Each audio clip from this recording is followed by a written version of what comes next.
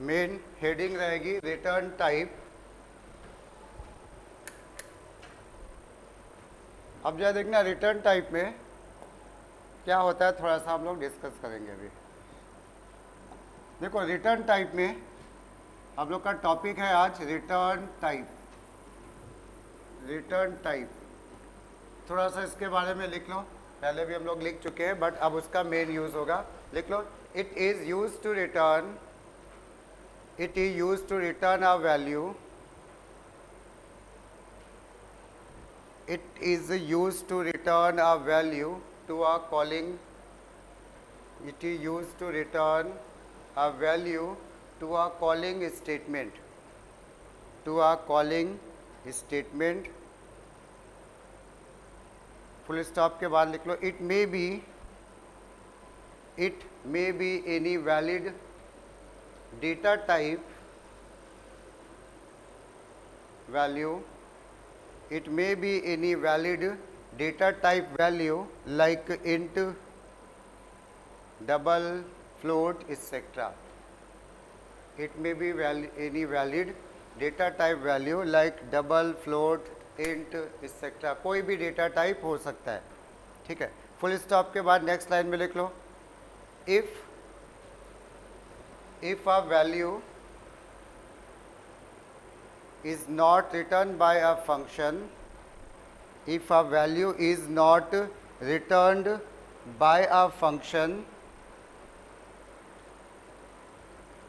then its return type will be void, then its return type will be void, void, return type will be void, ठीक। अगला एक point लिख लो, asterisk करके point लिखते चलना। एक पॉइंट अभी हमने लिखा, वाइड को अंडरलाइन भी कर लेना और इसके बाद एक दूसरी लाइन लिखो जरा, if more than one value is return, ऐसे if more than one return statement, if more than one return statement is given in a function, more than one return statement is given in a function, then it executes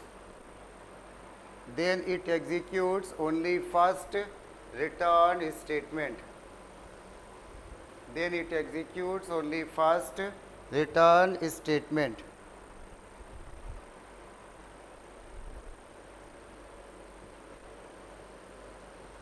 ठीक, चलो।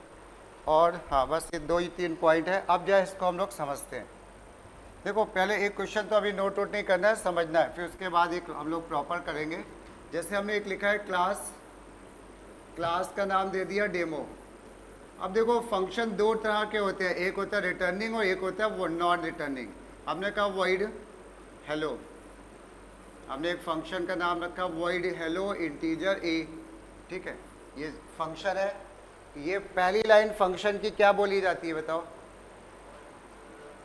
Function prototype, very good, ठीक है। अब हमने इसमें कुछ भी एक वैल्यू स्क्वायर, इसका ए का स्क्वायर कैलकुलेट कर लिया और उसको हम लोगों ने क्या कर दिया, प्रिंट कर दिया। हमने बोला SOPLN में square equal to plus S और इसको कर दिया हमने बंद, ठीक।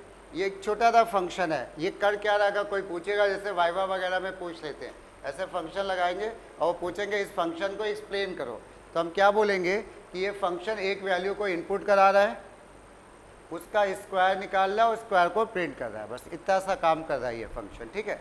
उसके बाद इसी के नीचे हमने एक फंक्शन और बनाया जो रिटर्न वाला है, इंट हेलो नहीं, इंट बाय हमने कहा integer A, int by integer A, और इसमें हमने कह दिया integer C equal to A का हमने निकाल दिया क्यूब। देखो जरा दोनों के प्रोटोटाइप में कोई डिफरेंस दिख रहा है क्या? दोनों के प्रोटोटाइप में ये हमारा नॉन रिटर्निंग फंक्शन है और वो वाला रिटर्निंग है। कैसे पता रिटर्निंग है वो वाला? उसका रिटर्न टाइप वॉइड नहीं है ना, वॉइड के अलावा अगर कुछ भी हो गया तो ये रिटर्निंग फंक्शन है, और जो रिटर्निंग फंक्शन है उसके अंदर रिटर्न कीवर्ड यूज करना कंपलसरी है, नहीं तो एरर आ जाएगी, ठीक है। तो अब हमने क्या करा, जो आंसर क्यूब निकला है इस क्यूब को हमने कर दिया रिटर्न, हमने क्यूब को क्या कर दिया, रिटर्न कर दिया। अब क्वेश्चन आता है भाई ये रिटर्न होके जाता कहाँ है, ये रिटर्न कह रहे हैं कि यहाँ से रिटर्न हो जाओ, बट कहाँ जा रहा है, कहाँ पे ये दिखेगा हमको, यहाँ पे क्या प्रिंट तो होगा नहीं एसओपीएलएन तो, बट ये कहीं ना कहीं में प्रिंट भी करना है, तो हम कहाँ प्रिंट करेंगे, तो इसका आंसर ये है कि ये सी की वैल्यू वहाँ पे जाएगी जहाँ पे इस फंक्शन को कॉल किया जाएगा। अब कैसे कॉल किया जाएगा इसको भी देखते हैं। हमने कहा पब्लिक स्टैटिक वॉइड मेन, ये किया हमने, क्लास का एक ऑब्जेक्ट भी बना दिया डेमो एक्स न्यू डेमो, ये हमने एक क्लास का ऑब्जेक्ट भी बना दिया। ऑब्जेक्ट बनाते ही क्या चीज़ कॉल हो गई बताओ, बताओ भाई, हाँ कंस्ट्रक्टर, वेरी गुड। हमने यहाँ पे तो कंस्ट्रक्टर बनाया नहीं, तो फिर क्या हुआ, वो अपने आप कंस्ट्रक्टर बना लेगा बाय देयर डिफ़ॉल्ट वैल्यूज़। अब जैसे डिफ़ॉल्ट वैल्यूज़ में, चलो ठीक है वो अभी हम लोग बाद में देखते हैं, पहले अब ये किया हमने यहाँ पे एक इंटीजर ले लिया v की वैल्यू ले ली 5, और फिर हमने इस फंक्शन को कॉल किया, ये हमने पहले इसको v को प्रिंट कर दिया, SOPLN हमने कह दिया before calling v equal to plus v, ये before calling v equal to v, ऐसे हमने प्रिंट कर दिया। उसके बाद अब हमने इस फंक्शन को कॉल करना है, किसको, हेलो को, तो बताओ कैसे कॉल करेंगे, कोई क्या लिख दिए हम लोग, हाँ ऑब्जेक्ट का नाम लिखते हैं और फिर फंक्शन का नाम ना, यही तो करते हैं। तो ऑब्जेक्ट का नाम क्या है इस वाले मेन में, बताओ ऑब्जेक्ट का नाम क्या है, x, तो हम क्या करेंगे, ऑब्जेक्ट का नाम लिखेंगे और उस फंक्शन का नाम लिखेंगे, किसका, हेलो, हेलो ये, और x डॉट हेलो, ध्यान रखना ये डॉट हमारा कोई सेपरेटर नहीं है, ये ऑपरेटर है, ठीक है, उसको भी अभी एक लाइन की डेफिनेशन है। ये हो गया, क्या ये सही कॉल किया कि गलत कॉल किया, ये कॉलिंग सही है कि गलत है बताओ, हम हेलो को, क्यों गलत है, हाँ वेरी गुड, या ध्यान से देखो, हेलो फंक्शन हमारा पैरामीटराइज है कि नॉन पैरामीटराइज, वहाँ से क्या तुम कोई हेलो के अंदर पैरामीटर भेज रहे हो, तो हम लोग इसको बोलते हैं सिग्नेचर्स आर नॉट मैचिंग, यहाँ पे सिग्नेचर मैच नहीं कर रहे हैं, तो हमें क्या करना पड़ेगा, यहाँ से कोई एक इंटीजर वैल्यू हमको भेजनी पड़ेगी। हमने यहाँ पे कह दिया a, अब सही हो गया गलत हो गया, हाँ सही हो गया, क्यों गलत है,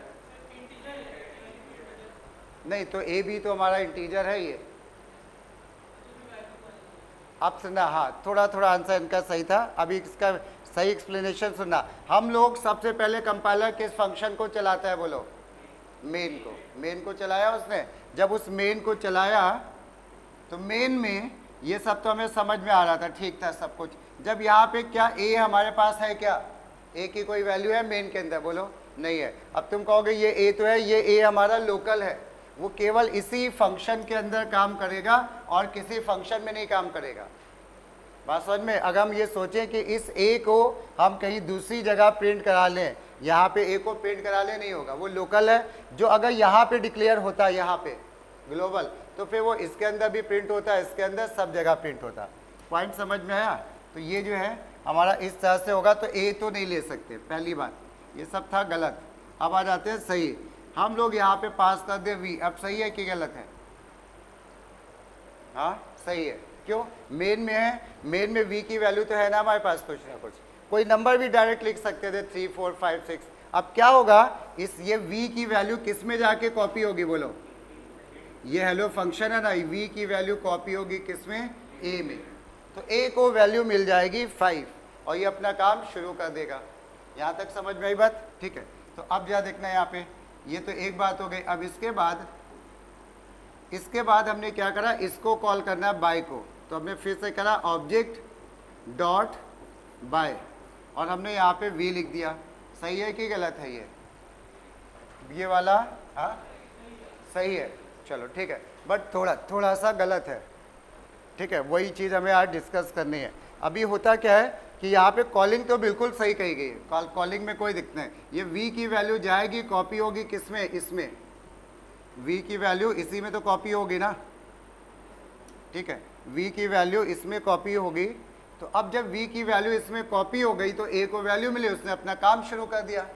काम तो शुरू किया उसने, सी का में क्यूब निकाला, बट क्यूब को प्रिंट नहीं किया, क्यूब को क्या किया उसने, रिटर्न। अब बात है रिटर्न कहाँ गई, रिटर्न का मतलब रिटर्न कर दो यहाँ से, बट कहाँ, तो देखो जरा डेफिनेशन में क्या लिखा हुआ है, पहली लाइन में जो रिटर्न की डेफिनेशन लिखी है, it is use to return a value to a calling statement. कौन है इसमें, ये जहाँ पे कॉल हो रहा है ये कॉलिंग स्टेटमेंट है, यानी ये जो सी की वैल्यू रिटर्न होगी इसके पास रिटर्न होगी। तो अब इसके पास जब रिटर्न होने की बात हो रही है तो हमें क्या करना पड़ेगा, हम लोग को इसके इक्वल टू में कोई एक वेरिएबल लेना पड़ेगा, इसके इक्वल टू में हमें कोई भी एक वेरिएबल लेना पड़ेगा किसी भी नाम से। तो ये जो सी की वैल्यू रिटर्न होगी, ये जो सी की वैल्यू रिटर्न होगी वो कॉपी किस में होगी बताओ भाई, पी में। उसने जो वैल्यू भेजी है वो कोई रिसीव भी तो करे। अब यहाँ पे पी में वही आंसर होगा जो किस में होगा, सी में। और अब हम लोग यहाँ पे पी को करा देंगे print, SOPLN cube equal to plus P, और ये वाइड मेन बन गया और ये क्लास बन गया। अब एक बार फाइनली केवल स्टार्ट करते हैं, ये क्वेश्चन हमने दे दिया, तुमसे पूछा आउटपुट बताओ इसका, तो अब आउटपुट तुम कैसे देखना शुरू करोगे, तुम सबसे पहले देखोगे मेन फंक्शन, चाहे मेन ऊपर बनाओ, बीच में बनाओ, लास्ट में कहीं पे भी बनाओ, इससे मतलब नहीं होता है। मेन फंक्शन हमने देखा ये ऑब्जेक्ट बना, एक फॉर्मेलिटी है कह लो, अभी हम लोग के लिए v की वैल्यू 5 हुई। अब ये लाइन चली तो ये लाइन ने मॉनिटर में कुछ प्रिंट कर दिया होगा ना, क्या प्रिंट कर दिया होगा, हाँ इसने मॉनिटर पे ऐसा कुछ प्रिंट किया होगा, बिफोर, मॉनिटर पे प्रिंट हो गया क्या, बिफोर कॉलिंग, क्या before calling v equal to क्या, v इक्वल टू बोलो भाई कोई 5, before calling v equal to 5। इस लाइन की वजह से यानी ये लाइन एग्जीक्यूट हो गई, ये भी एग्जीक्यूट हो गई, ये भी एग्जीक्यूट हो गई ना। अब ये वाली एग्जीक्यूट हो रही है तो क्या हो रहा है इस लाइन में बोलो कोई, कॉल कर रहे हैं ना, इस लाइन में हम लोग फंक्शन को कॉल कर रहे हैं। तो ये जो v होगा यहाँ पे ये वाले फंक्शन, ये जो v होगा ये v की कॉपी होगी किस में जाके, a में, तो a को वैल्यू कितनी मिलेगी 5। अब ये अपना काम शुरू कर देगा, अंदर चला जाएगा। अब उसने यहाँ पे निकाला है इसमें 25 और प्रिंट कर दिया, तो अब मॉनिटर पे क्या प्रिंट हुआ, स्क्वायर इक्वल टू 25। अब मॉनिटर पे दूसरी लाइन प्रिंट हो, स्क्वायर इक्वल टू 25। अब जब ये फंक्शन भी खत्म हो गया, ये भी खत्म हो गया, फिर वापस कंपाइलर आया, किस लाइन पे आएगा बोलो, ये वाली लाइन पे, बाएं वाले में ना। फिर ये क्या कर रहे हो तुम बताओ, ये भी फंक्शन कॉल कर रहे हो। इस बार ये जो v है इसकी वैल्यू कॉपी होगी किसमें, इस a में होगी, इस a को क्या मिला 5 मिला, ये चलेगा 125 आया, 125 इस बार इसने प्रिंट नहीं किया, क्या कर दिया रिटर्न। रिटर्न कहाँ पे किया, जहाँ पे इसको कॉल किया गया, ठीक है। तो अब जो वैल्यू है c की, वो वैल्यू c की आके कॉपी हुई किसमें, p में। तो अब हमने यहाँ पे प्रिंट क्या किया, क्यूब इक्वल टू 25, 125। कुछ पॉइंट समझ में आया, ठीक है। थोड़ा अगर कम समझ में आया इसको एक रियल लाइफ एग्जाम्पल दे लेते हैं। मान लो ये तुम्हारा घर है, ये घर है, ठीक है, ये तुम्हारा ड्राइंग रूम है। हमने मान लिया कि ये तुम्हारा ड्राइंग रूम है और ये घर का किचन है कहीं पे। अब यहाँ पे क्या हुआ, एक कोई आदमी बैठा हुआ है, ठीक है, उसको चाय पीने का मन कर रहा है।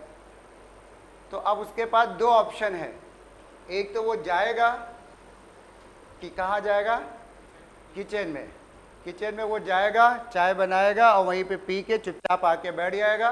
इसके सामने जो दूसरा बैठा उसको कुछ नहीं पता चला क्या हुआ वहाँ पे, बात समझ में। यानी उसने क्या किया, रिटर्न किया कि नहीं किया, वहाँ से किचन से कुछ रिटर्न किया नहीं किया, उसने वहीं पे कंज्यूम कर लिया ना, सारा काम वहीं पे ख़त्म करके आ गया चुपचाप वापस। आना तो था यहाँ पे क्योंकि दूसरे को अटेंड करना है। अब दूसरा तरीका क्या था, वो यहाँ से एक मैसेज पास करता। मैसेज पास करने का मतलब है वो कह रहा है कि भाई कोई किचन में है, उससे कि चाय बना के भेज दो। तो अब क्या होगा, चाय अभी भी किचन में ही बनेगी ना, चाय कहाँ बन रही है, अभी भी किचन में ही बनेगी। लेकिन इस बार उसका जो फाइनल प्रोडक्ट होगा, आंसर यानी चाय, टी, वो टी कहाँ पे कंज्यूम की जाएगी, किचन में की जाएगी कि ड्राइंग रूम में भी, ड्राइंग रूम यानी मेन फंक्शन। तो यानी वो जो रिजल्ट है वो मेन रूम में लेके आए, यहाँ से रिटर्न करके भेजी गई। कुछ पॉइंट समझ में आया। तो दो चीज़ें होती है कि हमें डिपेंड करता है कि हमें मेन में ही आंसर का इस्तेमाल करना है कि हमें वहीं पे यूज़ कर लेना है, इसमें यूज़ नहीं करना है। अगर इसमें यूज़ नहीं करना है तो हम रिटर्न नहीं कराते हैं, और अगर यूज़ करना है तो रिटर्न कराते हैं। अब बात है भाई ये टफ हो गया हमारे लिए, अब हमें नहीं ये समझ में आया कब रिटर्न होगा, तो उसका आंसर बहुत सिंपल है, क्वेश्चन में लिखा होगा कि रिटर्न करो तो हम रिटर्न के हिसाब से लिख देंगे, लिखा होगा नहीं रिटर्न करो हम उसके हिसाब से। ये हमारी हेडेक है नहीं, क्वेश्चन वाले की हेडेक है क्या करवाना चाहे, ठीक है। तो हमारे बस हमें रिटर्न का यूज़ करना आना चाहिए, रिटर्न किया और कैसे रिटर्न वाली वैल्यू रिसीव होती है, ये दो बातें हमारे लिए इंपॉर्टेंट थी। पॉइंट समझ में आया, ठीक है। तो यहाँ पे ये रिटर्न टाइप का एक एग्जाम्पल था, या तो नोट कर लो इसको, चलो अच्छा ठीक है, एग्जाम्पल नोट कर लो क्योंकि ऐसे दिमाग में कितना ही रहेगा, और इसका आउटपुट भी नोट कर लेना।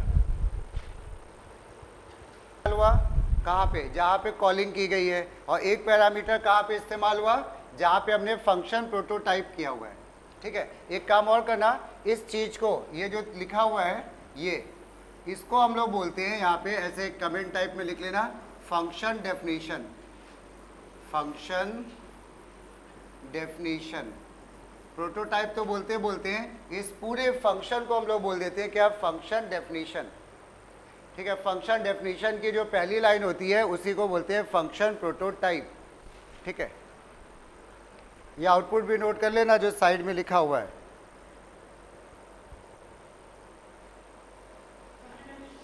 हाँ, ये पूरा जो फंक्शन बना है ना, ये इसको बोलते हैं फंक्शन डेफिनेशन, और इसकी पहली लाइन बोली जाती है फंक्शन प्रोटोटाइप, ठीक।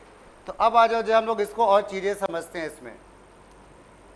अब हमने ये छोटा सा प्रोग्राम बना दिया एक, ठीक है। अब इस प्रोग्राम में दो जगह पैरामीटर इस्तेमाल हो रहे हैं, कहाँ पे, एक पैरामीटर तो हमारा इस्तेमाल हो रहा है ये पैरामीटर हमारा इस्तेमाल हो रहा है, ठीक है। तो पहले वैल्यू इसको मिलेगी तभी तो इसको मिलेगी, अगर इसको वैल्यू नहीं मिलेगी तो क्या उसको मिलेगी, बोलो नहीं। तो एक्चुअल कौन हुआ, ये पहला वाला या दूसरा वाला, पहला वाला एक्चुअल हुआ, तो इसका नाम रख दिया इन्होंने एक्चुअल पैरामीटर, ऐसे मार्किंग भी कर लेना चाहे तो, एक्चुअल पैरामीटर। ये जहाँ पे कॉल किया गया है उस वाले पैरामीटर को हम लोग बोलते हैं क्या, एक्चुअल पैरामीटर। अंडरलाइन कर लो वी को, और अभी हम लोग बाकी तो लिखेंगे। अब लिख लो, एक हेडिंग डालो जरा, actual parameter.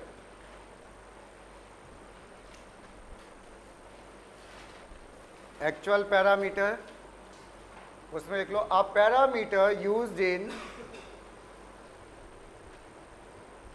A parameter used in calling statement, a parameter used in calling statement is known as actual parameter. Parameter used in calling statement is known as actual parameter, ठीक है। अब यहाँ पे एक एग्जाम्पल देखते हैं, जब ये बताओ ये क्या हो रहा है, हमने लिखा मैथ डॉट SQRT और हमने a लिख दिया, यानी हमें a का स्क्वायर रूट निकालना है। तो ये बताओ ये कॉल हो रहा है या फंक्शन डिफाइन कर रहे हैं, नहीं भाई डिफाइन नहीं कर रहे हैं, ये कॉल कर रहे हैं फंक्शन। हाँ, SQRT एक जावा में बनाया फंक्शन है, हम उस फंक्शन को क्या कर रहे हैं यहाँ पे, कॉल कर रहे हैं, ठीक है। ये फंक्शन कॉल हो रहा है, और कॉल करने की पहचान क्या है कि इसमें डॉट ऑपरेटर दिखता है हमें सबसे पहली बार। और अगर ये डेफिनेशन होता तो वो ऐसे लिखा होता, वाइड SQRT इंटीजर के, ऐसे पूरा लिखा होता है, ये हमारा डिफाइन हो रहा होता है, ठीक है। तो यहाँ पे एग्जाम्पल में, तो यहाँ पे जहाँ पे फंक्शन कॉल हो रहा है, जो फंक्शन हमारा ये कॉल हो रहा है, इसके पैरामीटर को हम लोग क्या बोलते हैं, एक्चुअल की फॉर्मल, एक्चुअल। एग्जाम्पल नोट कर लो, लिखा है ना, अ parameter used in calling statement, तो यहाँ पे फंक्शन कॉल हो रहा है, ठीक है। यहाँ पे इसको ए को अंडरलाइन कर लेना, ये हमारा ए जो ये लिखा है ना, ये हमारा एक्चुअल पैरामीटर है, ये हमारा एक्चुअल पैरामीटर है ए।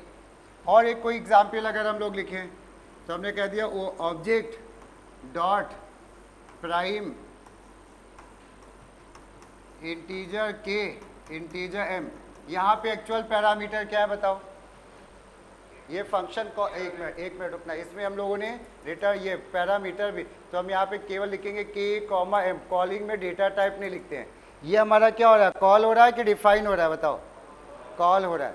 तो यहाँ पे एक्चुअल पैरामीटर में क्या क्या है, के और एम। एक एग्जाम्पल ये भी नोट कर लो, ठीक है, ऐसे।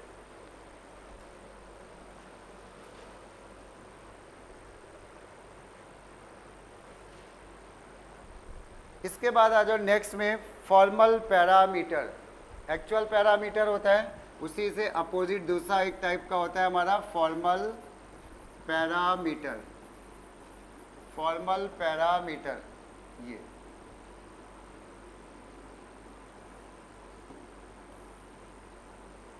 अब देखना फॉर्मल पैरामीटर में क्या है कि जैसे हमने ये करा फॉर्मल पैरामीटर, देखो फॉर्मल पैरामीटर में इसने v ने वैल्यू भेजी ना, लेकिन इसकी वैल्यू किसी ने रिसीव भी तो की होगी।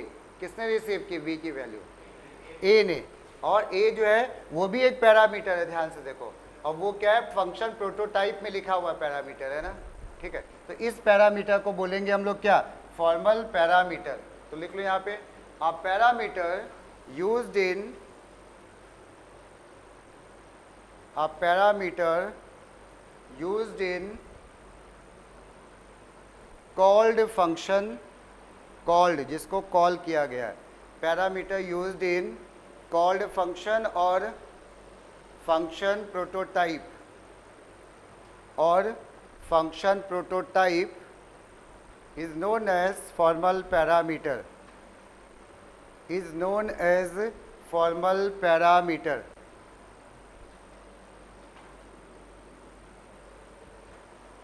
अब फॉर्मल पैरामीटर में हमें डॉट दिखेगा क्या? बताओ कोई? डॉट नहीं, डॉट तो कॉलिंग में दिखता है ना। तो अब ये ऐसे होगा, जैसे हमने कह दिया इंट, हमने यहाँ पे कह दिया इंट प्राइम, ये इंट प्राइम इंटीजर n। क्या लग रहा है? ये फंक्शन कॉल कर रहे हैं कि फंक्शन डिफाइन कर रहे हैं? बोलो, डिफाइन कर रहे हैं ना, कॉल नहीं कर रहे हैं ना। अब कॉलिंग में समझ में आ रहा है, वहाँ पे डॉट दिख जाता है, सबसे बड़ी बात। और इसमें क्या होता है? इसमें पूरा लिखते हैं, रिटर्न टाइप और ये वो, उसमें कुछ नहीं लिखते ये सब। तो एग्जाम्पल में ऐसे नोट कर लो।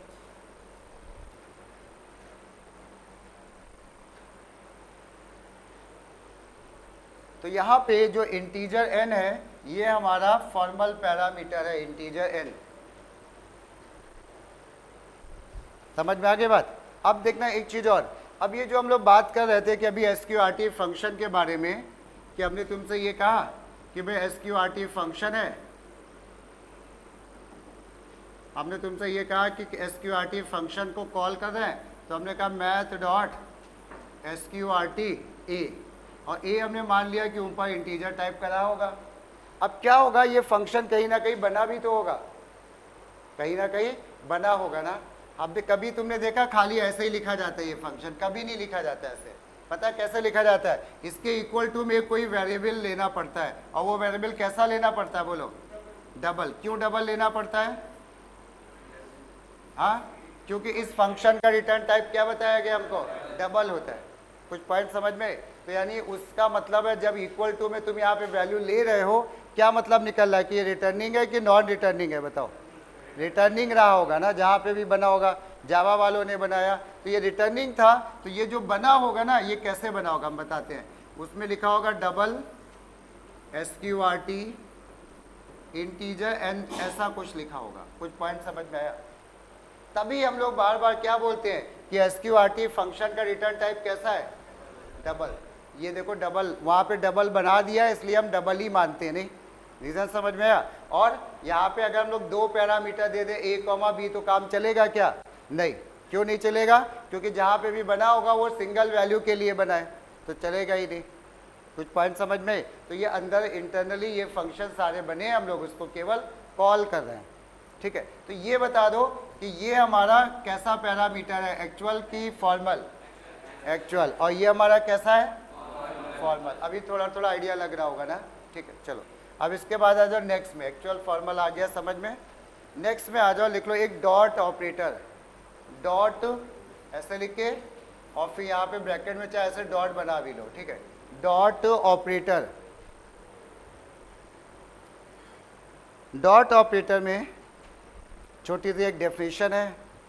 It is use to access, it is used to assess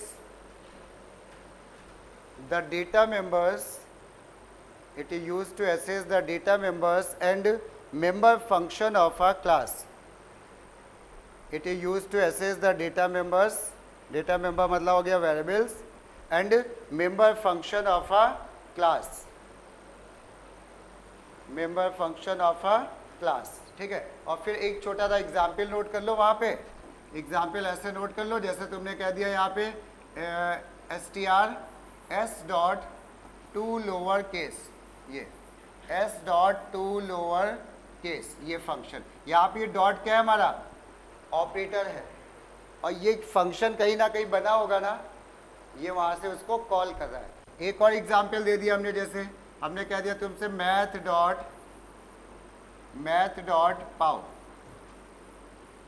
dot पाओ 2,3 ये दे दिया. ये भी डॉट हमारा क्या है, ऑपरेटर है. अब यहाँ पे ये बात है कि ये मैथ क्या रहा होगा, मैथ क्या रहा होगा पता है, डॉट के फंक्शन के पहले अगर डॉट, अगर ठीक है तो ये हमारा रहा होगा क्या, या छोड़ो हम इसको नहीं अभी हम बताएंगे, तुम ये बताओ. हम लोग लिखते हैं system dot out dot print. यहाँ पे फंक्शन का नाम क्या है, बोलो कोई फंक्शन का नाम क्या है इस पूरी लाइन में. नहीं भाई, सिस्टम नहीं है, प्रिंट है, प्रिंट फंक्शन का नाम है. और जावा का जो स्ट्रक्चर है हमने शुरू में शायद बताया था, वो कुछ ऐसा है कि पहले एक जावा प्रोग्रामिंग लैंग्वेज है, किट है पूरी, उसके अंदर बने हैं क्या, पैकेजेस, उसके अंदर बने हुए क्या, पैकेजेस, पैकेज के अंदर बनते हैं क्या, क्लास के अंदर बनते हैं क्या, फंक्शन. ठीक है. और फंक्शन के अंदर हम लोग क्या लिखते हैं, प्रोग्राम का मतलब हो गया हम लोग लिखते हैं स्टेटमेंट, जो भी हमें करना होता है, यही तो होता है. तो हम लोग इस लेवल पे काम कर रहे हैं. ये हम लोग क्लास बना रहे हैं, क्लास के अंदर फंक्शन बना रहे हैं, उसके अंदर प्रोग्राम लिख रहे हैं, यही तो कर रहे हैं ना. ठीक है. इसके ऊपर की भी एक चीज़ होती है क्लास के ऊपर की, क्या, पैकेज. तो अगर हमें इस फंक्शन का इस्तेमाल करना है, बना बनाया फंक्शन है, तो हम पहले क्लास का नाम लिखेंगे, फिर फंक्शन का नाम लिखेंगे और उसके अंदर की वर्किंग परफॉर्म करेगा. तो अभी जरा गेस करो, ये फंक्शन का नाम हो गया, ये क्या रहा होगा, बोलो, क्लास रहा होगा. ये क्या रहा होगा, क्लास. अब जरा इस पे आ जाओ, प्रिंट में ये क्या रहा होगा, ये क्या है हमारा भाई, फंक्शन. ये क्या रहा होगा, ये फंक्शन किसके अंदर बने होते हैं, क्लास. तो पहले क्लास फिर फंक्शन, तो अब ये रहा होगा क्लास. और क्लास किसके अंदर बने होते हैं, पैकेज. तो सिस्टम क्या रहा होगा, पैकेज. तो इसको भी नोट कर लेना कहीं पे ऐसे लेबलिंग करके, पैकेज. क्लियर. एग्जाम्पल में इसको नोट कर लेना और उसकी लेबलिंग भी कर लेना. कोई एमसीक्यू में ऐसा क्वेश्चन बन सकता है, ऐसे लिख देंगे, कहेंगे बताओ पैकेज यहाँ पे क्या चीज़ है.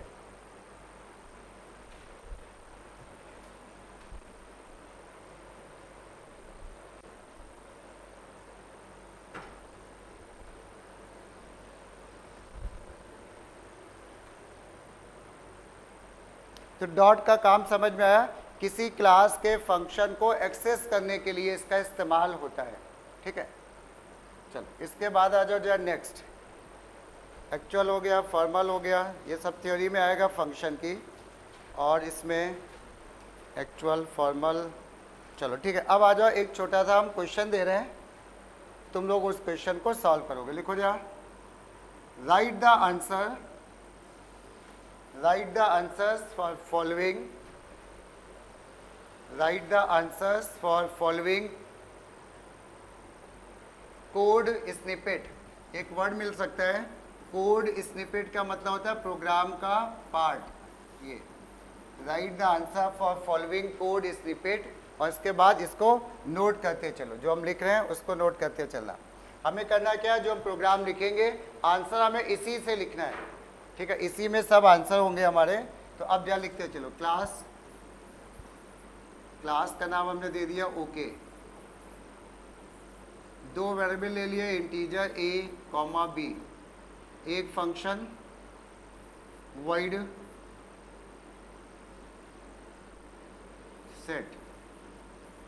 Set integer m comma integer n.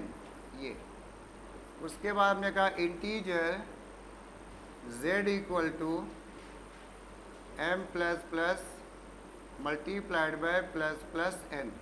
ये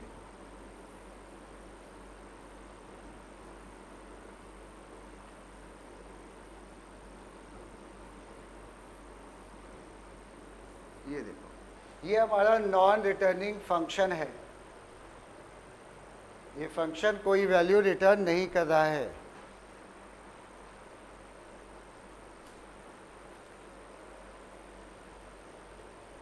इसमें ये कोई बता दो m और n को वैल्यू कहाँ से मिलेगी? हाँ, मेन फंक्शन से, मेन से। अगर हम मेन नहीं बनाएंगे तो हमें मेन में हमें खुद वैल्यू पास करनी पड़ेगी। देखा होगा ब्लूजे में बॉक्स ऐसे बन के आते हैं, ठीक है। बट अभी पूरा प्रोग्राम में तो मेन भी बनेगा। अगला फंक्शन है यहाँ पे वही integer, integer m comma integer n। इसमें हमने कहा integer p equal to m mod n mod m, और इसके बाद हमने इसको करा दिया क्या? Return, return p। ये देख, ये रिटर्निंग फंक्शन था। एक वैल्यू में वो कुछ डिजिट निकाल रहा है मॉड करा के और उसको रिटर्न कर दे रहा है। ये रिटर्न होके जाएगा कहाँ पे बताओ कोई? कहाँ जाएगा? Calling statement. Very good. और ये मत सोचना कि मेन में ही कॉल होता है, कोई इस ये वाला फंक्शन इसके अंदर भी कॉल हो सकता है, बट 10th में अभी मेन में ही कॉल करते थे, इसलिए हम लोग वहीं तक डिस्कस कर रहे हैं। फिर हमने लिखा public static void main, public static void main. और इसके बाद हमने सबसे पहले इसका बना दिया एक object, okay, x equal to new okay. ये हमने एक बना दिया ऑब्जेक्ट। ऑब्जेक्ट बनाने के बाद हमने a और b की वैल्यू ले ली। a की वैल्यू ले ली हम लोगों ने 125, b की वैल्यू ले ली 7।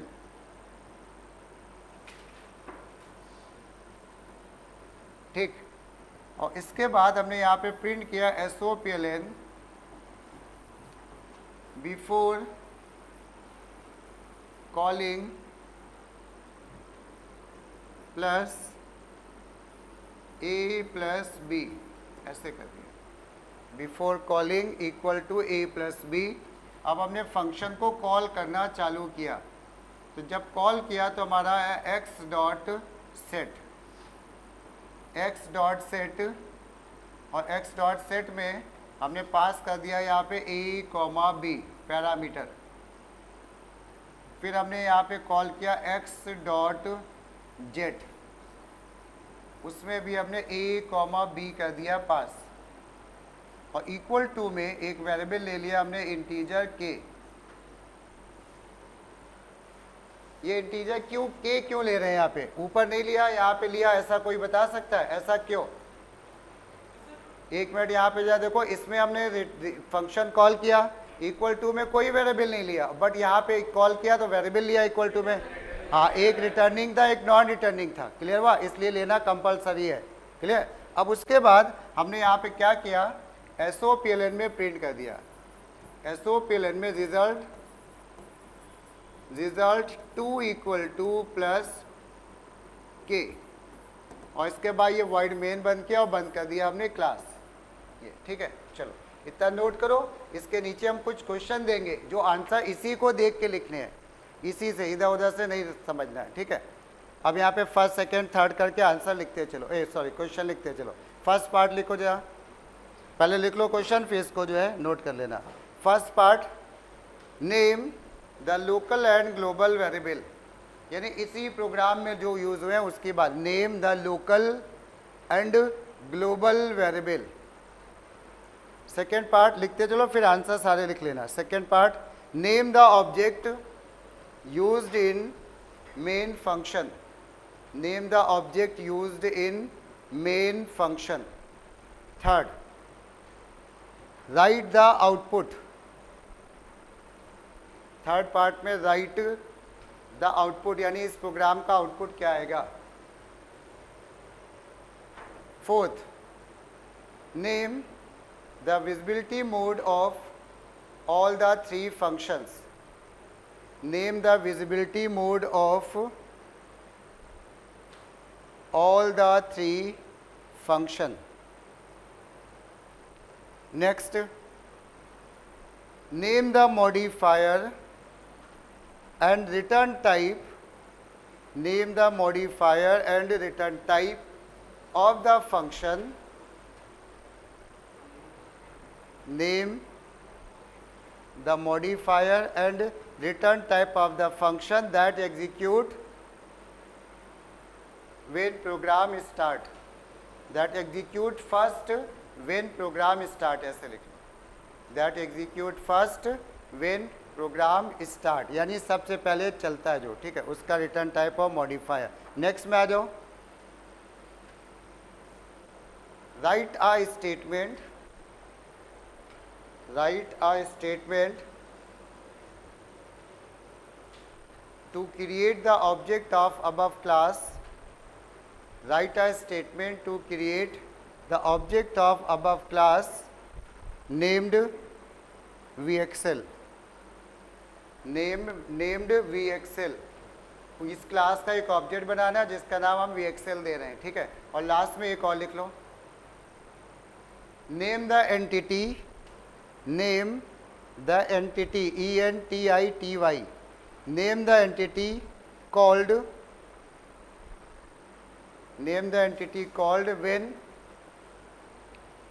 Name the entity called in first line of main function, in first line of main function, ठीक है, first line of main function. और एक और लिख लो, अच्छा,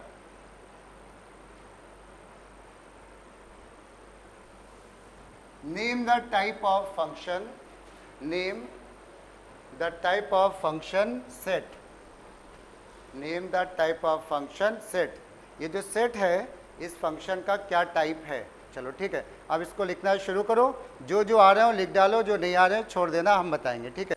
फिर 2 मिनट के बाद हम लोग एक साथ डिस्कस करेंगे सारे आंसर। चलो लिखना कोशिश जरूर करो भाई, चाहे आगे पीछे से देख के लिखो कि क्या हमने लिखवाया था डेफिनेशन में, तो शायद थोड़ा सा याद आ जाए।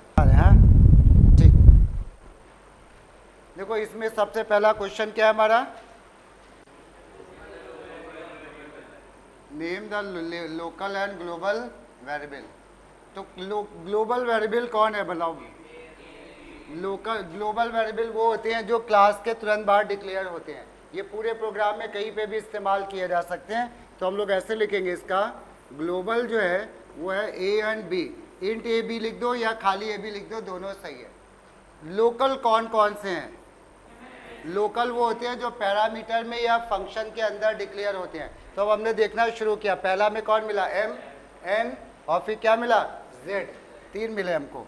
लोकल में एम मिला, एन मिला और जेड मिला। अगले फंक्शन में कोई लोकल वेरिएबल है क्या, जेड, जेड में देखो, हाँ पी, देखो एम और एन तो ऑलरेडी हम लिख चुके हैं। अगला एक लोकल कौन आ गया भाई, पी, देखो ये पी फंक्शन के अंदर डिक्लेयर है ना ये, तो इसलिए पी भी आ गया। अब आ गए मेन में, मेन में कोई लोकल वेरिएबल है, हाँ के, वेरी गुड, ये के यहाँ पे डिक्लेयर हो रहा है ना फंक्शन के अंदर, तो ये भी हमारा लोकल वेरिएबल हो गया। ये पहला आंसर हो गया, समझ में आया। हाँ हाँ, तो नहीं अलग अलग भी ले सकते थे, सेम भी ले, लोकल वेरिएबल हर फंक्शन के लिए अलग अलग काम करता है, सेम हो चाहे अलग हो, ठीक है। मतलब इस एम और इस एम से कोई रिलेशन नहीं है, इसलिए दोबारा डिक्लेयर करा गया, ठीक है। अब इसके बाद अगला क्या था, सेकेंड क्वेश्चन क्या था, इस क्लास में इस प्रोग्राम में कौन सा ऑब्जेक्ट बनाया गया है, एक्स। तो हम लिख देंगे ऑब्जेक्ट इज एक्स।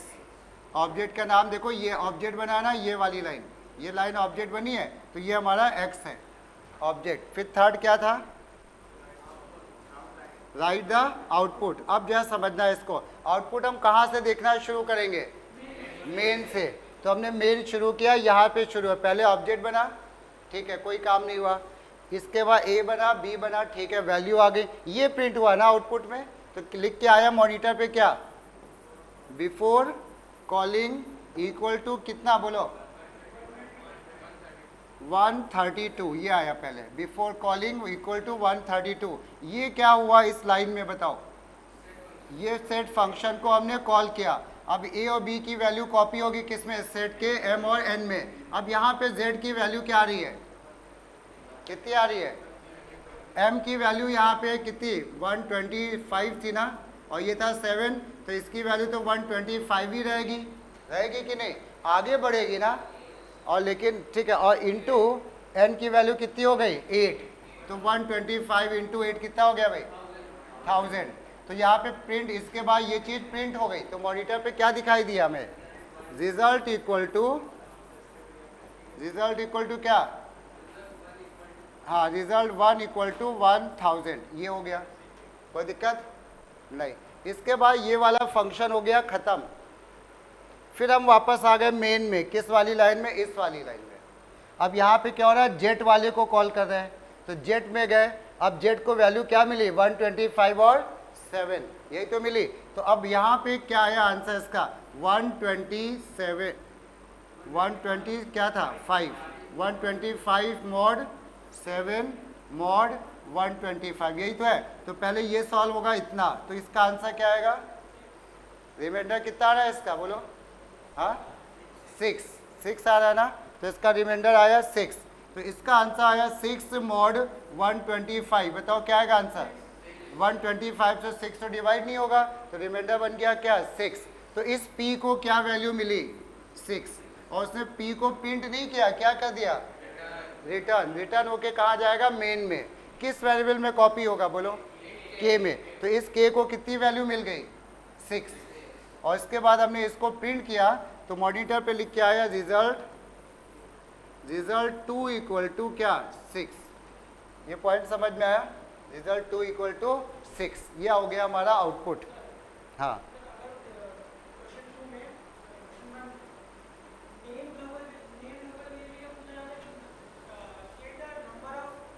दोनों चीज़ें, नंबर पूछा जाएगा, हम क्वांटिटी लिखेंगे कि भाई 2 है 3 है 5 है।